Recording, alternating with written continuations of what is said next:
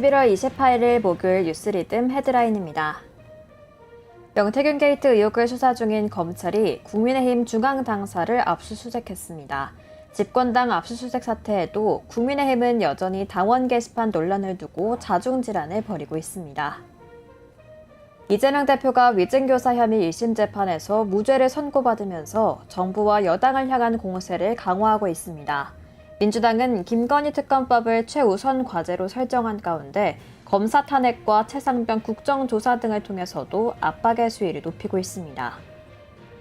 삼성전자가 27일 정기 사장단 인사를 단행했습니다. 이번 사장단 인사는 정현호 사업지원 TF장의 굳건함을 확인하는 동시에 미래전략실 출신들의 부상으로 요약됩니다. 국내 투자자들의 투심이 주식보다는 가상자산에 쏠리고 있습니다. 증권시장은 금투세 폐지에도 신규 유입 증가가 크지 않았지만 가상자산 시장은 비트코인 1억 원 돌파 호재에 신규 유입이 크게 늘었습니다.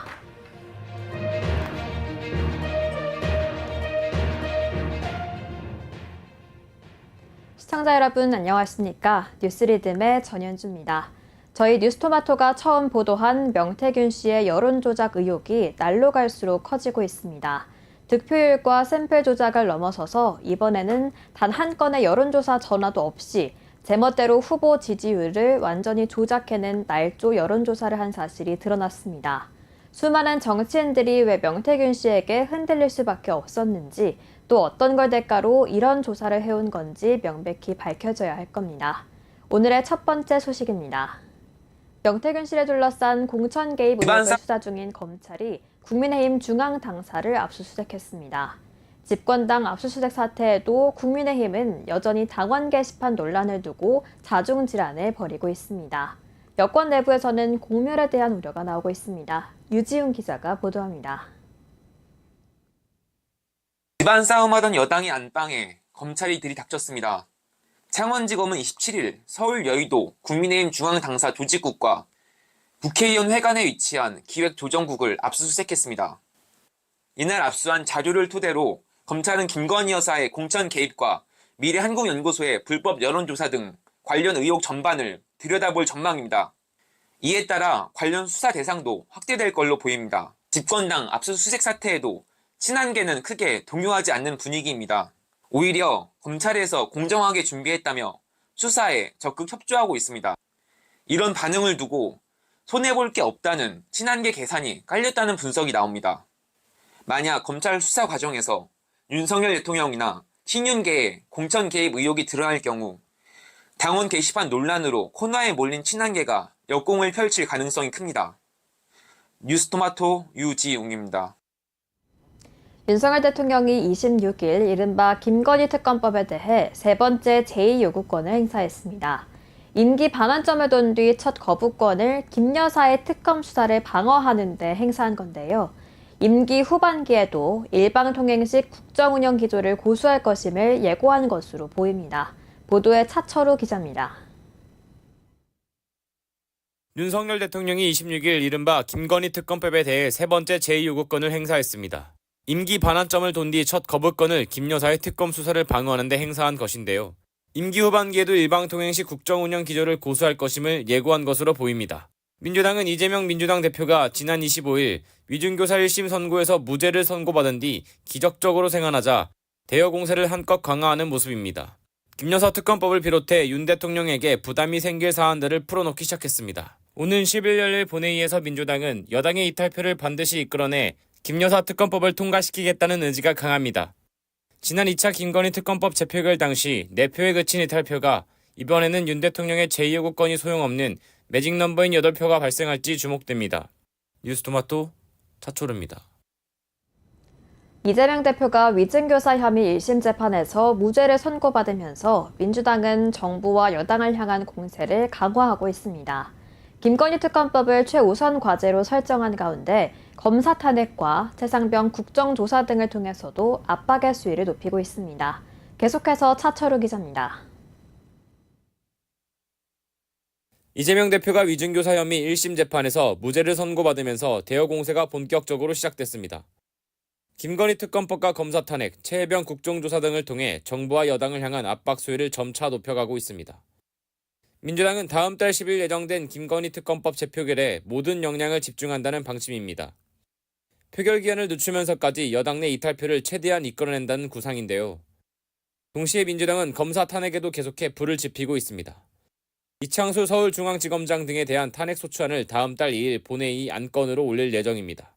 해병대 최상병 순직 사건에 대한 진상규명을 요구하는 국정조사 역시 국민의힘을 압박하는 카드 중 하나입니다. 우원식 국회의장의 요청대로 민주당은 이날 정동영 의원을 위원장으로 하는 특별위원회 위원 선임을 마쳤는데요. 반면 국민의힘은 공수처 수사를 지켜보겠다는 이유로 반대하고 있습니다. 정치권에서는 민주당의 강공이 다음 대선 때까지 이어질 것으로 보고 있는 만큼 전국 혼란은 당분간 지속될 전망입니다. 뉴스토마토 차철우입니다. 트럼프 미국 대통령 당선인이 김정은 북한 국무위원장과 직접 대화하는 방안을 검토 중인 것으로 전해졌습니다. 한국을 패싱한 채 두 사람의 직거래가 현실화될 수 있다는 관측이 제기되는데요. 실행에 옮겨질 경우 윤석열 정부는 한반도 문제에서 고립될 거란 우려의 목소리가 나옵니다. 박지용 기자가 보도합니다. 도널드 트럼프 미국 대통령 당선인이 김정은 북한 국무위원장과 직접 대화하는 방안을 검토하고 있다는 외신 보도가 나왔습니다. 로이터 통신은 현지 시간인 26일 두 명의 소식통을 인용해 트럼프 당선인 측이 트럼프 당선인과 김 위원장 간의 직접 대화 추진 방안을 논의하고 있다고 보도했습니다. 트럼프 당선인이 김 위원장과 대화에 나서려는 이유는 결국 반중 정서를 확대하기 위해서입니다. 블라디미르 푸틴 러시아 대통령과 친밀한 관계를 유지하고 있는 트럼프 당선인이 향후 김 위원장과의 협상까지 잘 마무리하면 현재 북중러 3국의 밀착에 균열을 낼 가능성도 있습니다. 외교적 흐름이 확대된다면 이른바 미북러 3국도 전략적 파트너 관계로 진전될 수 있습니다. 다만 북미 관계가 진전될 경우 한국을 패싱한 채 트럼프 당선인과 김 위원장의 직거래가 현실화될 수 있다는 관측이 제기됩니다. 실행에 옮겨진다면 북한과의 대화를 단절한 윤석열 정부가 한반도 문제에서 고립될 것이란 우려의 목소리가 나옵니다. 뉴스토마토 박주입니다. 김동연 경기도지사가 추진하는 역점 사업들이 국회 입법과 엇박자를 내고 있습니다. 시행에 필요한 법률 개정이 이뤄지기도 전에 역점 사업을 먼저 발표하면서 일단 질러보게식이라는 비판이 나옵니다. 신태현 기자가 취재했습니다. 김동연 경기도지사가 추진하는 역점 사업들이 국회 입법과 엇박자를 내고 있습니다. 시행에 필요한 법률 개정이 이루어지기도 전에 역점 사업을 먼저 발표해 놓는 겁니다. 경기도는 지난 26일 이달 말까지로 예고된 대북전단 살포방지 위험구역 설정 기간을 무기한 연장했습니다. 해제 요건에는 남북관계 발전법이 있습니다. 대북전단 살포방지 위험구역 설정 기간을 별도 해제 시까지로 무기한 연장하고 향후 해제 시점은 관련법 개정 및 여건 변화 등을 고려하여 종합적으로 결정하겠습니다. 아울러 작년 9월 25일 김 지사가 경기 북부 특별자치도 비전을 선포했습니다. 하지만 관련 특별법은 아직도 국회를 통과하지 못했습니다. 경기 아리백 비전도 아직까지 경기도에서 국회 관련 법 개정과 제정을 촉구하는 상황입니다. 김 지사는 작년 4월 24일 경기 아리백 비전을 발표했습니다. 뉴스토마토 신태입니다. 중국의 거센 추격과 트럼프 2기 출범으로 반도체 산업 위기가 계속되자 정부가 반도체 생태계 강화에 나섰습니다. 한편 국민의힘이 당론으로 발의한 반도체 특별법은 이번 주 국회 본회의 처리가 무산됐습니다. K 반도체 위기를 박진아, 이진하 기자가 취재했습니다. 정부가 기업의 기반시설 건설 부담을 줄이고 세제 지원을 늘리는 등 반도체 산업을 뒷받침하기 위한 종합대책을 내놨습니다. 정부는 최상목 부총리 겸 기획재정부 장관 주재로 산업 경쟁력 강화 관계장관 회의를 열고 반도체 생태계 지원 강화 방안을 발표했습니다. 최근 중국의 추격과 미국 트럼프 2기 정부 출범 등으로 반도체 업계 불확실성이 커지자 정부는 가용자원을 총동원해 반도체 산업을 뒷받침한다는 구상입니다. 최근 글로벌 경쟁이 치열해지면서 반도체 산업의 위기감이 커지고 있습니다.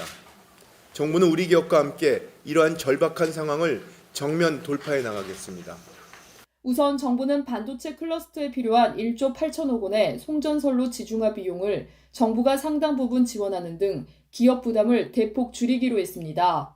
또 국회와 협의해 국가전략기술 투자세액공제 대상에 R&D 시설 투자를 포함하고 반도체 기업에 대한 국가전략기술 투자세액 공제율도 더 높이겠다는 방침입니다. 뿐만 아니라 산업은행 반도체 저리대출 프로그램 등을 통해 내년부턴 소부장 등 반도체 전반에 14조 원 이상의 정책 금융을 지원할 예정입니다. 하지만 정부의 이 같은 대책에도 업계에서는 일본, 미국과 비교할 때 여전히 지원책이 부족하다는 지적이 나옵니다. 뉴스토마토 박진아입니다.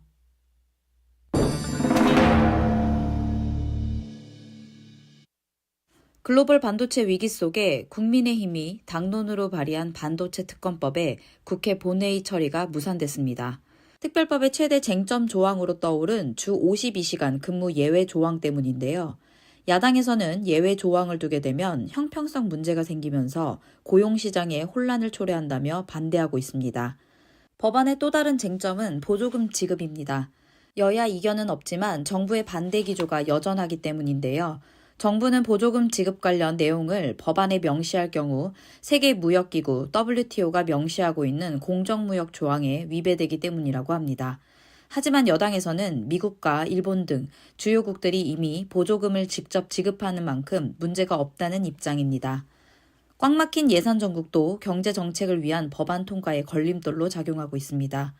지난 26일부터 예산안 심의에 돌입한 국회는 여야 견해 차이가 현격해 남은 정기국회 일정 동안 진통이 불가피할 전망입니다. 일각에서는 국회 예산안 처리가 해를 넘겨 준 예산으로 편성되는 것이 아니냐는 우려의 목소리도 나옵니다. 그렇게 되면 정부는 예산의 40%를 집행하지 못해 한국판 셧다운이 될 가능성이 있다는 지적이 나옵니다. 뉴스토마토 이진아입니다. 삼성전자가 27일 정기 사장단 인사를 단행했습니다. 이번 사장단 인사는 정현호 사업지원 TF장의 굳건함을 확인하는 동시에 미래 전략실 출신들의 부상으로 요약됩니다. 자세한 삼성 사장단 인사를 임유진 기자가 전해드립니다. 삼성전자는 이번 사장단 인사를 통해 정현호, 한종희 부회장을 모두 유임시켰습니다. 전영현 부회장을 대표이사로 내정해 주력인 반도체 사업을 더 공고히 하겠다는 의지도 드러냈습니다. 전 부회장은 메모리 사업부장과 SAIT 원장도 겸임합니다. 메모리 경쟁력 회복에 총력을 기울인다는 취지입니다. 한진만 사장은 파운드리 사업부를, 김용관 사장은 반도체 경영 전략 담당으로 전진 배치됐습니다. 재계에선 반도체에 주력하는 동시에 안정을 추구한 인사라는 평가가 나옵니다. 뉴스토마토 임유진입니다. 안전하고 신뢰할 수 있는 AI 사용을 위한 연구 전담 조직 AI 안전연구소가 출범했습니다. AI 3대 강국을 목표로 내걸은 정부는 산학연 역량을 격집해 AI 산업 혁신을 촉진할 안전 기반을 구축한다는 목표를 세웠습니다. 이지은 기자가 보도합니다. AI 안전연구소가 출범했습니다. AI 안전연구소는 지난 5월 열린 AI 정상회의에서 10개국 정상이 안전한 AI에 대한 글로벌 협력을 강조한 이후 후속 조치로서 진행됐습니다. 안전은 지속 가능한 AI의 경쟁이며 AI 분야에 종사하는 우리 모두가 함께 해결해 나가야 할 가장 큰 도전 과제입니다. AI 안전연구소는 안전한 AI로 만드는 지속 가능한 미래를 비전으로 제시했습니다. AI 안전에 대한 과학적 이해 증진, AI 안전 정책 고도화와 안전제도 확립, 국내 AI 기업의 안전 확보 지원을 추진합니다. 산학연 24곳과 AI 안전 컨소시엄도 구성했습니다. 이들은 AI 안전 프레임워크 연구 개발 실증, AI 안전 관련 국제 규범 대응 등을 중점적으로 추진합니다. 뉴스토마토 이지은입니다. 국내 투자자들의 투자 심리가 주식보다는 가상자산에 쏠리고 있습니다. 증권시장은 금투세 폐지라는 외부 요인에도 신규 유입 증가가 크지 않은 반면에 가상자산 시장은 신규 유입이 크게 늘었습니다. 특히 가상자산 투자자 중 상당수가 경제적으로 안정된 직장인과 가정 경제를 책임진 세대란 점도 눈에 띕니다. 신상민 기자가 보도합니다. 국내 투자자의 투심이 주식보단 가상자산에 쏠리고 있습니다. 모바일 인덱스에 따르면 금융투자소득세 폐지 이후에도 증권앱 신규 설치 증가율은 크게 늘지 않았으나 비트코인 1억 원 돌파 이후 가상자산 웹 신규 설치 증가율은 크게 늘었습니다. 11월 가상자산 투자자는 760만 명으로 추정됩니다. 그중 직장인이 383만 명으로 직군 중 가장 높았습니다. 흥미로운 지표는 초등학생 학부모 투자자가 170만 명으로 역시 큰 비중을 차지하고 있다는 점입니다. 가상자산 업계 관계자는 가상자산에 대한 인식이 투기보단 재테크로 변하는 지표라고 분석했습니다. 뉴스토마토 신상민입니다. SK케미칼 주가가 4년 내 최저가 수준으로 저조합니다. SK바이오사이언스가 상장해서 이중 상장 구조를 형성했던 2021년 이후 줄곧 내리막 형국인데요.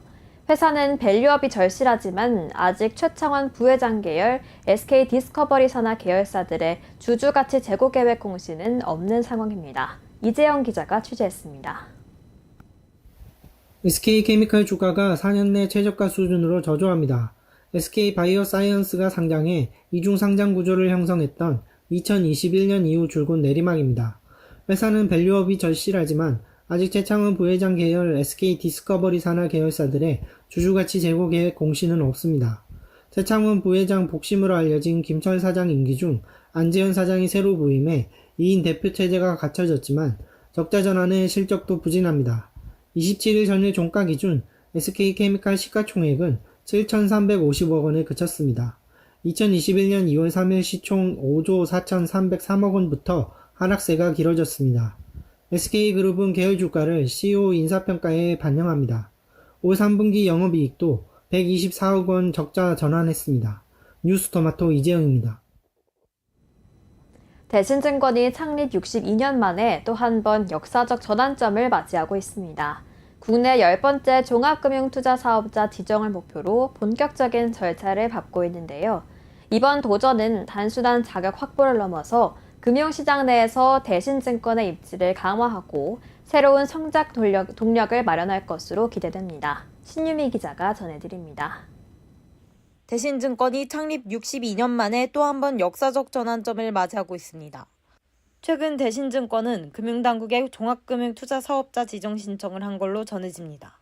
신청이 승인되면 대신증권은 국내 증권사 중 10호 종투사가 됩니다. 대신증권은 1962년 삼락증권 주식회사로 창립됐는데요. 이후 1975년 중보증권을 인수해 대신증권으로 사명을 변경하며 본격적인 성장을 시작했습니다. 1976년에는 전산토미널을 도입하고 1979년엔 객장에 전광 시세판도 설치했습니다. 모두 증권업계 최초의 전산화 시도였습니다. IMF 관리체제에서도 5대 증권사 중 경영권이 바뀌지 않은 유일한 증권사입니다. 대신증권은 지난 3월 상장전환 우선주를 발행해 자기자본 2,300억 원을 확보했습니다. 이로써 종투사 지정 요건인 자기자본 3조 원을 충족한 바 있습니다. 향후 대신증권은 종투사 지정으로 수익성 개선과 사업 다각화에 나설 전망입니다. 뉴스토마토 신유미입니다. 금융당국이 은행권 점포 폐쇄에 따른 금융 접근성 훼손을 방지하기 위해 공동 점포 가이드라인을 마련하기로 했습니다. 다만 경쟁사와 한 공간에서 영업력을 공유하는 것을 여전히 꺼리는 데다가 은행별 오프라인 채널 전략이 달라서 실효성이 떨어진다는 지적이 나옵니다. 문성주 기자가 전해드립니다. 금융감독원과 은행권이 연내 공동점포 등 점포 대체 수단에 대한 가이드라인을 마련하기로 했습니다. 금융 접근성 제고를 위해 한 지붕 두 은행격인 공동점포를 대안책으로 내놓은 겁니다. 현재 운영되고 있는 은행권 공동점포 수는 국내 5곳. 금감원은 그간 공동점포 추진 시 은행 간 협의가 어려운 점을 감안해 가이드라인을 마련하겠다는 뜻을 밝혔습니다. 다만 은행권은 실효성에 의문을 표하고 있습니다. 명분 같은 경우는 충분하지만은 실제 세부 디테일 들어가면은 이제 어느 지점을 할지, 임차료는 어떻게 할지, 은행들끼리 이게 기존에는 전혀 해보지 않았던 형태의 채널이기 때문에 채널을 운영하는 과정에서 세부 디테일을 정함에 있어서 은행과 협의가 좀 약간 어렵다는 거죠. 또 한 공간에서 업무를 볼 때 생기는 영업 유출에 대한 우려도 적지 않은 것으로 전해졌습니다. 금감원은 가이드라인을 통해 추후 공동점포 마련 시 방향성을 잡는 데 도움이 된다는 입장입니다. 뉴스토마토 문성주입니다. 한국은행 금융통화위원회가 오늘 올해 마지막 기준금리를 결정했습니다. 시장은 동결의 무게를 뒀었는데 한은은 0.25%포인트 깜짝 인하를 단행했습니다. 한은의 이번 인하 결정은 트럼프 대통령의 재집권으로 경제 불확실성이 커졌고 성장 부진이 예상보다 심각하다고 판단한 것으로 보입니다. 11월 28일 목요일 뉴스리듬은 여기까지입니다. 시청해주신 여러분 고맙습니다.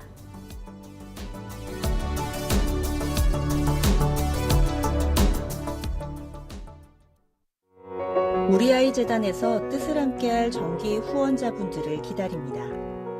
우리아이 재단은 한반도 어린이를 위한 재단입니다. 배고픈 어린이들에게 영양 가득한 국수를 보내고 영유아 자폐 조기검사 지원, 베이비박스의 이유식 정기 배달, 중증장애 및 취약 아동들을 지원하고 있습니다. 따뜻한 손길을 이어주는 분들께 우리아이 팔찌와 감사 선물을 드립니다. 지속적인 지원을 통해 더 많은 어린이들에게 도움을 줄 수 있도록 정기 후원자가 되어주세요. 후원 문의 02-2128-3344, 2128-3344